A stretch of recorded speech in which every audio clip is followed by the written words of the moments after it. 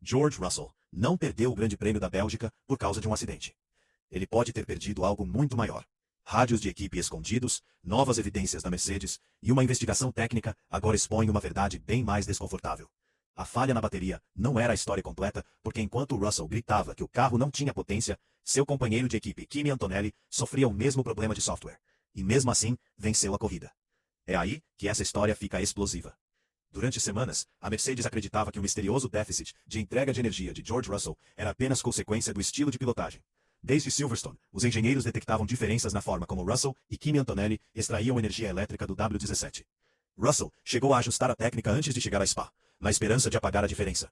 Em vez disso, o problema sobreviveu e na sessão de aceleração mais longa da Fórmula 1, as consequências se tornaram devastadoras. Mas existe um detalhe.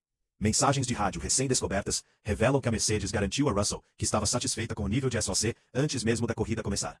Momentos depois, ele gritava desesperadamente que não tinha bateria na reta de Kemmel. Enquanto isso, Antonelli enfrentava exatamente a mesma limitação de software. Recuperava e ainda transformava a pole position em vitória. Então Russell foi vítima de um azar terrível, ou Spa expôs uma fraqueza mais profunda que a Mercedes não consegue mais esconder. A primeira pista está em um pedaço de comunicação de rádio que a televisão nunca transmitiu. Minutos antes da volta de formação, o engenheiro de corrida de George Russell informou calmamente que a Mercedes estava satisfeita com o nível de SOC. SOC, ou State of Charge, não é apenas mais um acrônimo de engenharia na Fórmula 1. É o coração do sistema híbrido. Determina quanta energia elétrica pode ser entregue nas retas, transformando o motor elétrico em uma arma em vez de peso morto. Aquela mensagem importa porque destrói a explicação mais simples. Se a bateria já estivesse comprometida antes da largada, a Mercedes quase certamente saberia. Em vez disso, os engenheiros acreditavam que tudo estava operando dentro do esperado. Em algum ponto entre La Source e Lescombe, algo mudou de forma dramática. A investigação agora aponta para software, não para hardware.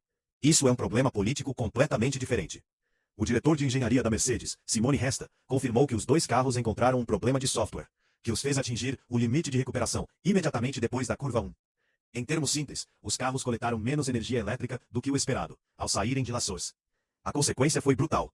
Tanto Russell quanto Antonelli entraram na reta de Kemmel, carregando significativamente menos bateria utilizável do que as simulações previam. E Spa é provavelmente o pior circuito imaginável para essa falha. Depois de acelerar saindo de La Source, o carro passa vários segundos subindo por Eau Rouge e Heidilon, antes de chegar à reta de Kemmel, uma das maiores zonas de ultrapassagem da Fórmula 1. Toda essa sequência depende da entrega máxima de RRS. Sem o impulso elétrico, o motor de repente parece como se alguém tivesse puxado o freio de mão. Russell depois afirmou que chegou ao topo de Eau Rouge com praticamente zero de bateria disponível. A própria explicação pós-corrida da Mercedes estimou que ele estava cerca de 35% abaixo do nível de entrega esperado. Isso é enorme. Nas velocidades modernas da Fórmula 1, perder essa quantidade de assistência elétrica não é apenas inconveniente. Transforma o carro de atacante em presa. Os pilotos de trás recebem vácuo, a ultrapassagem logo acontece, e de repente defender se torna quase impossível. Agora observe o que aconteceu em seguida. Charles Leclerc atacou. Lewis Hamilton atacou. Russell, já vulnerável, percebeu que estava se tornando um alvo fácil. Em vez de controlar a entrada da curva em Lescombe, ele estava reagindo a carros que carregavam mais momentum. Aquela única falha técnica alterou completamente a geometria da batalha. Quando Hamilton se colocou ao lado, Russell freou mais tarde do que o usual, pelo lado de fora, tentando desesperadamente recuperar a posição de pista que acreditava ter sido roubada injustamente pelo déficit de bateria. O contato seguiu de forma quase inevitável. Note, algo importante. Russell nunca direcionou a maior parte de sua raiva para Hamilton. Sua fúria estava quase inteiramente voltada para a Mercedes. Ele gritava que estava fora, e perguntava o que tinha acontecido com o SOC na reta, que não tinha bateria na reta. Para Russell, a colisão não era a causa da retirada. Era apenas a consequência final. A reação em cadeia tinha começado quase 1 quilômetro antes. A Mercedes concorda com parte dessa avaliação. Resta admitiu abertamente que os dois pilotos sofreram do mesmo problema de entrega, confirmando que o software limitou a recuperação depois da curva 1 e reduziu o impulso até Lescombe. Essa admissão é significativa, porque remove uma teoria popular. Não foi erro do piloto que desencadeou o problema. Não foi uma falha isolada de bateria. Foi um comportamento de software em todo o sistema afetando os dois carros da Mercedes. Mas é aí que a história se torna politicamente fascinante. Porque se os dois pilotos sofreram essencialmente a mesma limitação, por que apenas um terminou enterrado na brita? Essa é a pergunta desconfortável que a Mercedes não consegue responder apenas com software. Os apoiadores de Russell argumentam que o momento o atingiu com mais força porque ele estava defendendo vários carros mais rápidos ao mesmo tempo. Os críticos apontam para o outro lado da garagem. Antonelli também perdeu a entrega. Antonelli também ficou atrás de Max Verstappen. Mesmo assim, em poucas voltas ele recuperou, reconstruiu a corrida, administrou a energia de forma inteligente e acabou vencendo o Grande Prêmio.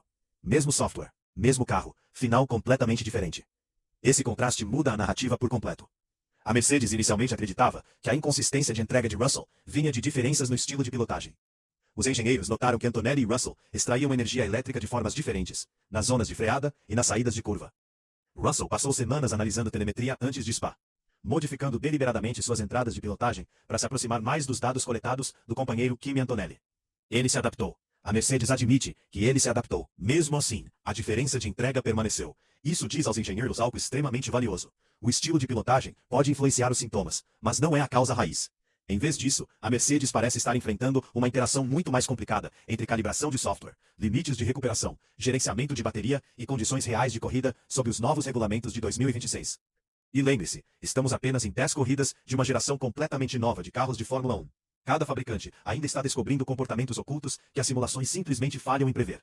A parte assustadora é que a Mercedes acredita que ainda não compreende completamente todos os fatores por trás dessas inconsistências de entrega. Isso deveria preocupar todos os rivais. Porque se a Mercedes resolver esse quebra-cabeça antes da Hungria, o quadro do campeonato pode mudar de forma dramática a favor dela. Agora compare as duas garagens da Mercedes, porque é aí que os números se tornam muito mais danosos do que as manchetes. George Russell descreveu repetidamente esta temporada como uma decepção atrás da outra. Canadá terminou com falha de bateria enquanto lutava pela vitória. Mônaco se desfez depois de uma penalidade controversa. Bélgica desmoronou por causa de outro problema de entrega antes mesmo da primeira volta estar completa. Individualmente, cada desculpa soa razoável. Coletivamente, elas contam uma história diferente. Porque Kimi Antonelli também não teve uma temporada livre de problemas. Ele sofreu uma troca preventiva de unidade de potência em Melbourne. Perdeu o que parecia um certo segundo lugar em Barcelona depois de um desligamento elétrico. Silverstone deveria ter sido a vitória, antes de um problema de freio forçar paradas extras e penalidades. Depois Spa lhe entregou exatamente o mesmo problema de software de entrega que cripilou Russell. Mesmo assim, as estatísticas revelam algo extraordinário. Antonelli experimentou apenas um problema de confiabilidade significativo a menos do que Russell ao longo da temporada. A diferença está no resultado.